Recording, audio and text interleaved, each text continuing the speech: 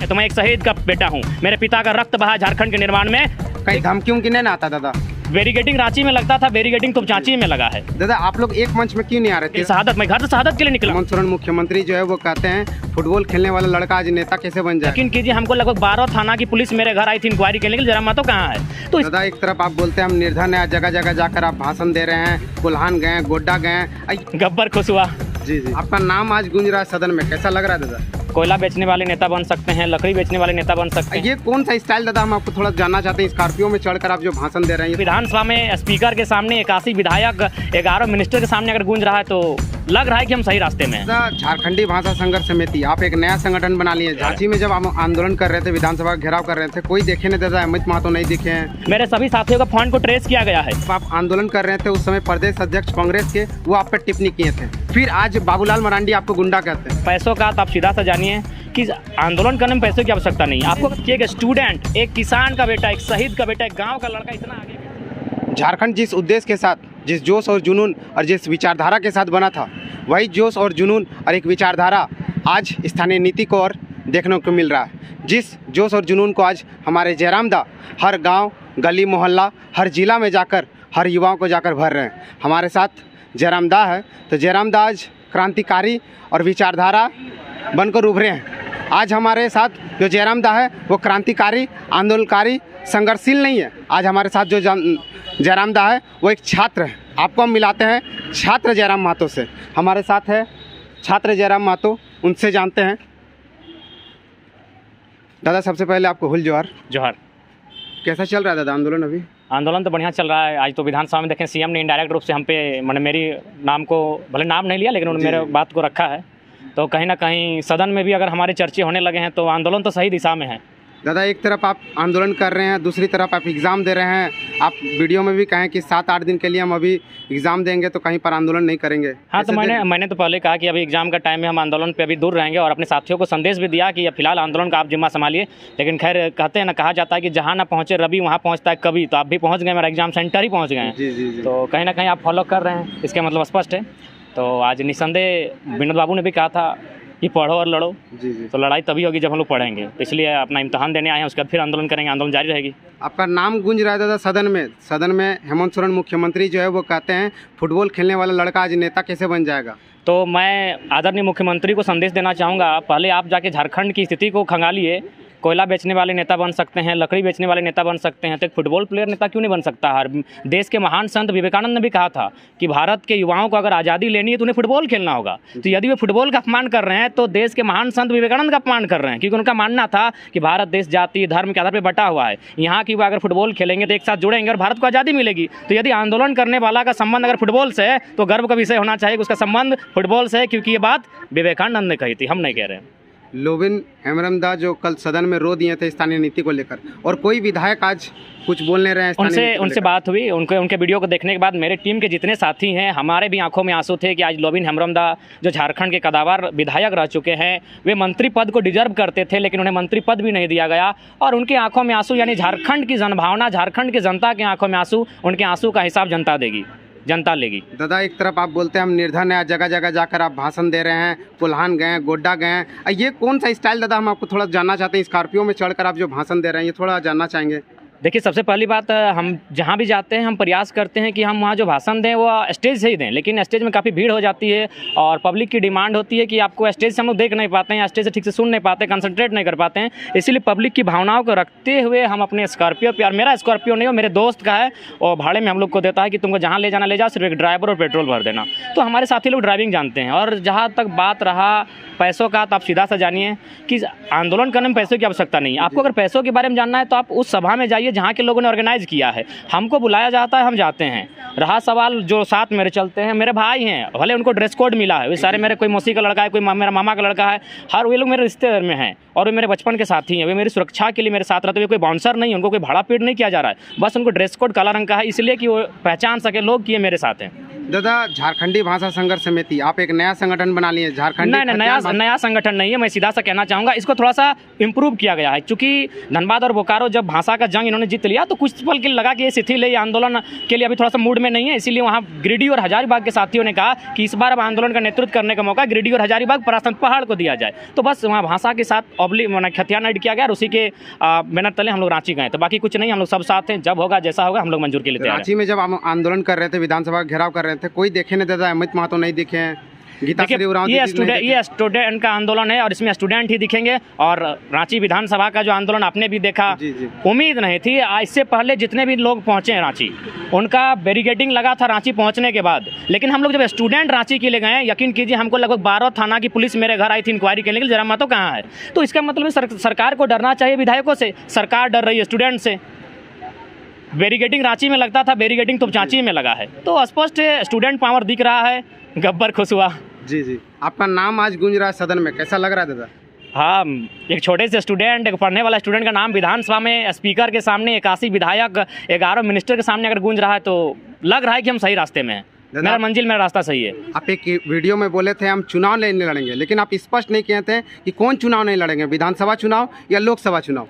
देखिए, मैंने पहले कहा कि हम एक पढ़ने वाला छात्र, अगर झारखंड के हित में नीतियां बनती है तो हमको चुनाव लड़ने की आवश्यकता नहीं है। मैं अच्छी लिखता हूं, मैं अच्छा पढ़ता हूं, मैं लिखूंगा, पढ़ूंगा, लेकिन अगर परिस्थितियां मुझे बाध्य करती हैं तो मैं एक शहीद का बेटा हूं। मेरे पिता का रक्त बहा झारखंड के निर्माण में, मैं पीछे नहीं हटूंगा। झारखंड के लिए शहादत, मैं घर से शहादत के लिए निकला हूँ। आपको जानकारी होनी चाहिए, आज 2 महीने से मैं घर पर नहीं हूँ। मैं जब रांची गया तो मैंने 4 गाड़ी बदला, मैंने 4 ड्रेस बदला, तो मैं रांची गया हूँ। मेरे सभी साथियों का फोन को ट्रेस किया गया है। अरे एक स्टूडेंट से सरकार को इतना डर भाई क्यों? आइए ना बैठ के बात करते हैं। एक स्टूडेंट साहब डर रहे हैं।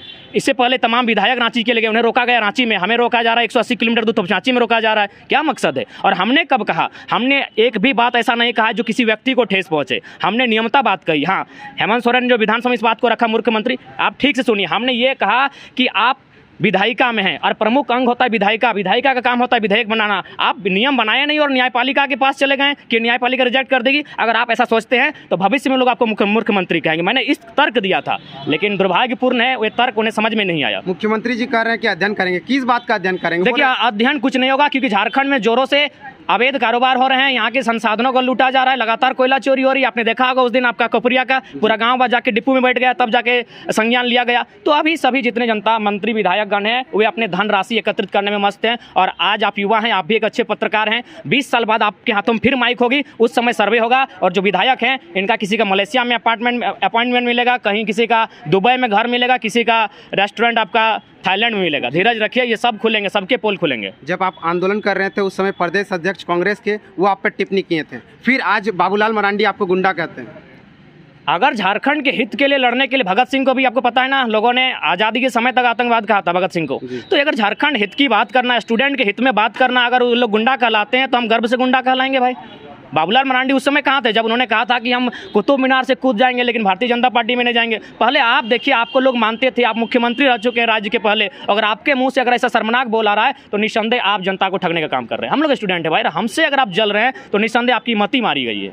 25 तारीख तक सदन खत्म हो गया दादा, अभी स्थानीय नीति 1932 लागू नहीं हुआ है दादा। अब क्या अगला रणनीति क्या? सदन खत्म हुआ है, हमारे हौसले खत्म नहीं हुए हैं, हम लोग हौसलों के साथ है। झारखंड झारखंडियों के लिए बना है। हमने किसी व्यक्ति से ना कभी ऐसी बातों को रखा जो किसी व्यक्ति को ठेस पहुंचे। मेरा सीधा एक ही उत्तर है, भारत नागरिकता भारत देता है लेकिन डोमिसाइल राज्य देता है। झारखंड का डोमिसाइल कौन है, झारखंड की स्थानीयता कौन तय करेगा? सरकार को तय करना होगा। आप तय कीजिए। अगला सत्र आएगा, अगले सत्र में हम लोग किसान आंदोलन के तर्ज पर, जब तक सत्र चलेगा हम लोग धरना देने का काम करेंगे। दादा, आप लोग एक मंच में क्यों नहीं आ रहे? तिरथनाथ आकाश, आप, विकास नहीं, बिल्कुल हम लोग सब एक मंच में हैं। देखिए, एक बात रखिए, लड़ाई तरीके से लड़ना होता है, एक जगह जमा होकर नहीं लड़ सकते हैं। कोई कोल्हान देख रहा है, कोई संथाल परगना देख रहा है, कोई पलामू देख रहा है, कोई नागपुर देख रहा है, तो छोटा नागपुर फिलहाल देख रहे हैं हम। उस दिन हम कोल्हान में थे जब उन्हें रांची के लिए गए थे। सब हम लोग एक मंच में है, उसके लिए आप धीरज रखिए। ये सारा आंदोलन कर रही है, 2024 का तैयारी हो रहा है क्या दादा? मैंने पहले कहा ये आंदोलन कोई प्रायोजित नहीं था, ये मेरी कोई प्लानिंग नहीं थी कि हम आंदोलन में आएंगे। पहला बात, अब देखिए, ये आंदोलन रणधीर वर्मा चौक से स्टार्ट हुआ था। रणधीर वर्मा चौक में उस दिन मेरा अगर एग्जाम होता, पहली बात अगर मेरा एग्जाम होता तो शायद हम रणधीर वर्मा चौक नहीं पहुंच पाते, लेकिन मेरा यही एग्जाम जो आज यहाँ देने आए हैं ये पोस्टपोन हो जाता है। जैसे एग्जाम पोस्टपोन होता है, हम रणधीर वर्मा आते हैं और मूवमेंट में हम भागीदारी हो जाती है, तो मूवमेंट आज यहाँ तक आता है और भी लोगों का सबका योगदान है। लेकिन ये कोई प्लानिंग नहीं था, इसे हम अचानक कह सकते हैं कि प्रकृति नियति ऐसा चाहती थी।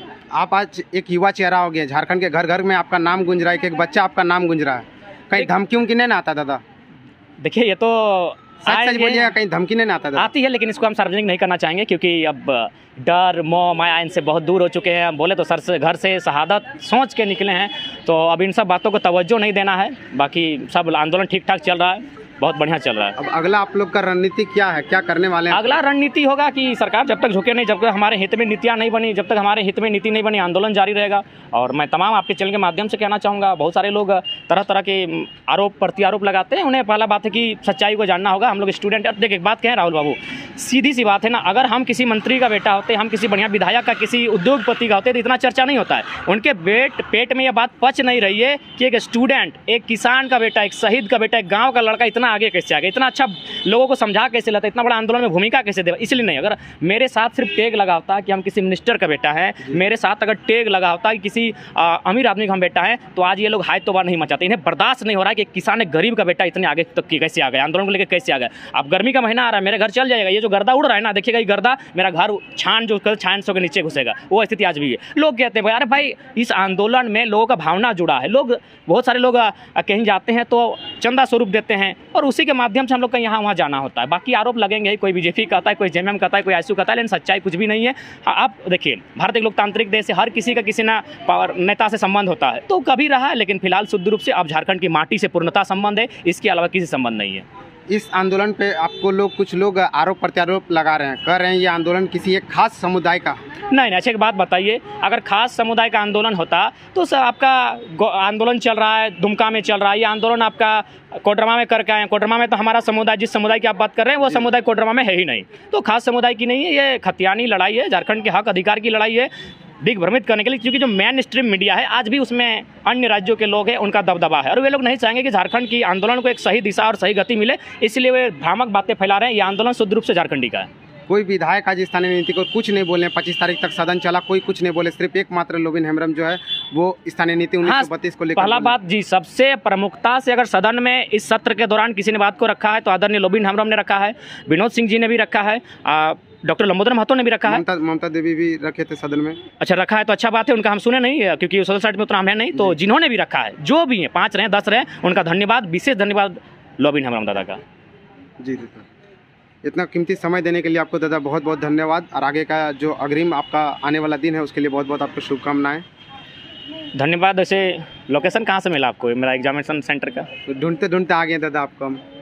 चलिए, मैंने जहाँ ना पहुँचे रवि वहाँ पहुँचे कभी। तो लाइव में बोले थे कि हमारा एग्जाम है, लेकिन आप फॉलो करने लगे हैं। सेंटर चलिए तक हम पहुंच ठीक है, शुभकामनाएं। धन्यवाद दादा।